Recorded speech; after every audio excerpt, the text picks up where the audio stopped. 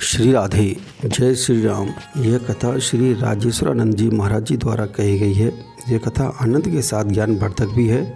अंत तक कथा सुने। यदि यह कथा आपको अच्छी लगे तो चैनल को लाइक करने के साथ सब्सक्राइब कर दें तथा बेल आइकन भी दबा दें। भिखारी था और लोग भंडारे में गए, खीर खाकर लौटे। उस अंधे ने कहा अब तुम हमें नहीं ले गए। वो लोग बोले तुम गए कहाँ थे, तुमको बहुत ढूंढा, तुम्हें ले जाते। तो क्या बताएं, भोजन तो यहाँ भी मिल गया, लेकिन तुम भंडारे में गए थे, क्या खा के आए? अंधे आदमी ने पूछा। वो लोग बोले और तो सब सामान था, खीर बहुत बढ़िया थी। अब अंधा आदमी बोला खीर कैसी होती है, अब समझाओ उसे। तो एक बोले उसमें क्या, हम समझा देते, सफेद सफेद होती है। तो बोला सफेद सफेद सफेद कैसा होता है? एक बोला जैसे बगुला। तो बोला बगुला कैसा होता है? तो उस एक आदमी ने अंधे का हाथ पकड़ा, अपना हाथ ऐसे टेढ़ा किया, बोले ऐसा होता है बगुला। वो आदमी बोला समझ गए, ऐसा बगुला और ऐसे ही सफेद सफेद, ऐसे ही खीर। तो बोले अरे बाप रे, बड़ी टेढ़ी खीर रही होगी। वो तो सोई जान ही जे देव जनाई, भगवान जिसे समझाते हैं वही समझ पाता है। अच्छा, अब हम लोगों के साथ भी बड़ी समस्या है। अरे कोई न समझे तो समझाने वाले को भी समझ लेना चाहिए, पर समझने वाला ना समझ रहा हो तो समझाने वाला कहता समझा के ही रहेंगे, क्योंकि उसके भी अभिमान को चोट लग देगी, हम तो समझा ही लेंगे। अरे भाई, एक उदाहरण बड़ा अच्छा है। शून्य की बात कही गई। हमने कहा आजकल का ही उदाहरण देखो। आप टेलीविजन यहाँ कहोगे नहीं, सिर नहीं हिलाओगे कि देखते हैं, पर देखते तो हैं। उसमें कोई पाप नहीं, देखते हो तो देखते हो, उसमें क्या है। हम तो उदाहरण दे रहे हैं, हम ये थोड़ी पूछ रहे हैं कि टेलीविजन में आप क्या देखते हैं। रिमोट आपके हाथ में होता है, उसी से कंट्रोल करते हैं। अच्छा, आप ऐसे सोचो कि जैसे टेलीविजन में आप कोई चैनल देख रहे हैं और उसका नंबर 25 हो और उसमें 65 तक हो उसकी संख्या, तो शून्य पर अगर आना हो तो क्या करें? दो ही उपाय है। 25 से आगे बढ़ो, स्वीकार करते 26, 27, 28 और 65 तक जाओगे तो शून्य आ जाएगा। दूसरा तरीका यह है कि आगे मत बढ़ो, पीछे लौटो। 25 नहीं 24, 24 नहीं 23, 23 नहीं 22, और ऐसे लौटते चले जाओगे, अंत में एक के बाद शून्य।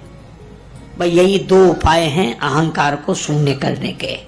अहंकार को शून्य करने के यही दो उपाय हैं। क्या?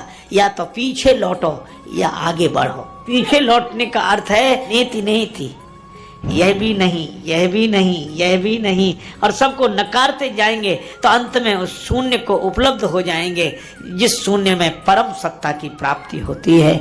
और आगे बढ़ना क्या है? सबको स्वीकार करना, यह भी है, यह भी है, यह भी है, यह भी है। और जब सबको स्वीकार कर लेंगे तो भी अपना अभिमान शून्य हो जाएगा और सबको नकार देंगे। तो जब सब नहीं तो हमारा ही मैं कैसे?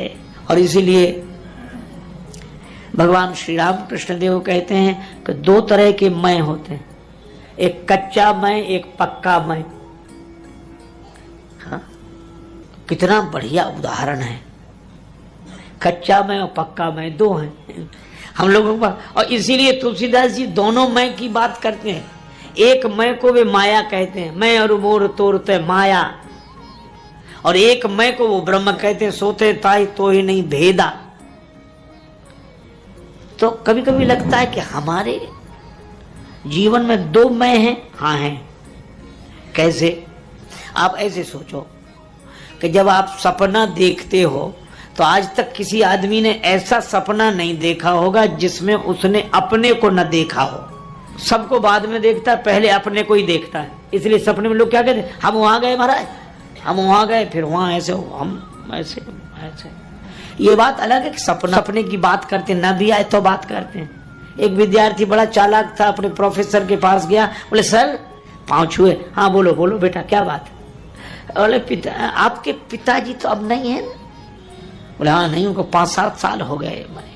हाँ हाँ वही। क्या चाहते हो? सर आपके पिताजी कल मेरे सपने में आए थे।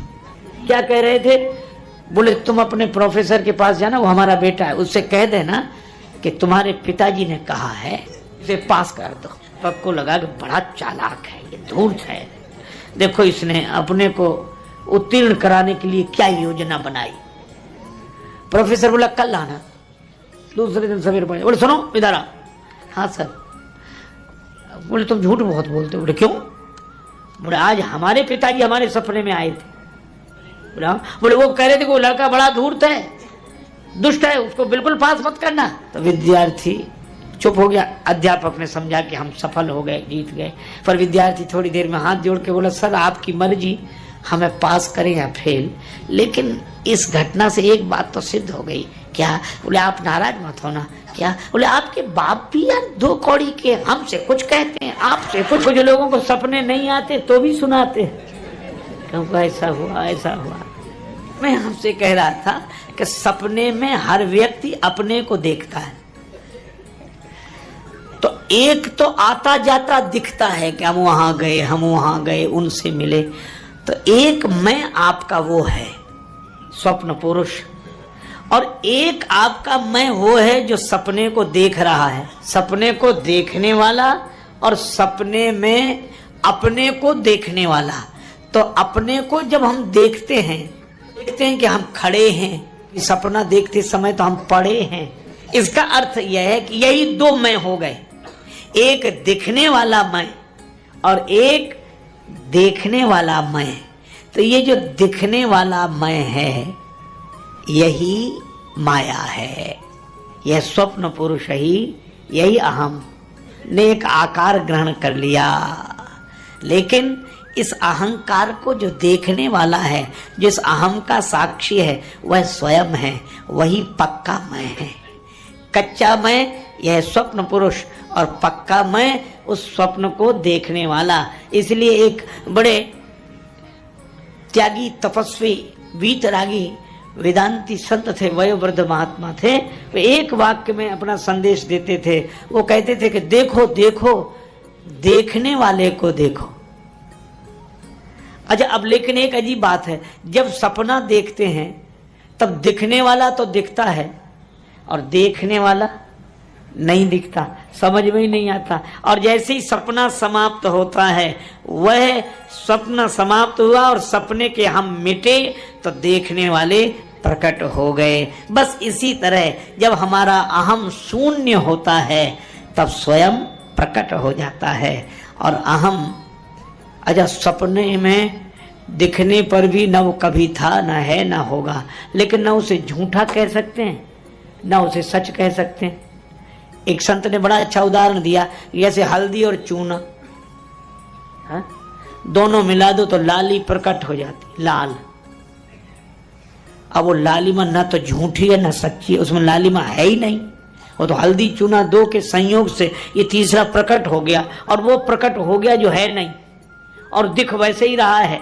इसी तरह जड़ और चैतन्य के संयोग से ये अहम तब प्रकट हो गया स्वप्न पुरुष की तरह। जब यह शून्य होता है तब स्वयं प्रकट होता है। यह ज्ञानी जनों की भाषा है, पर भक्त भी यही, जब भक्त का अहम शून्य हो जाता है तब परमात्मा प्रकट हो जाते हैं।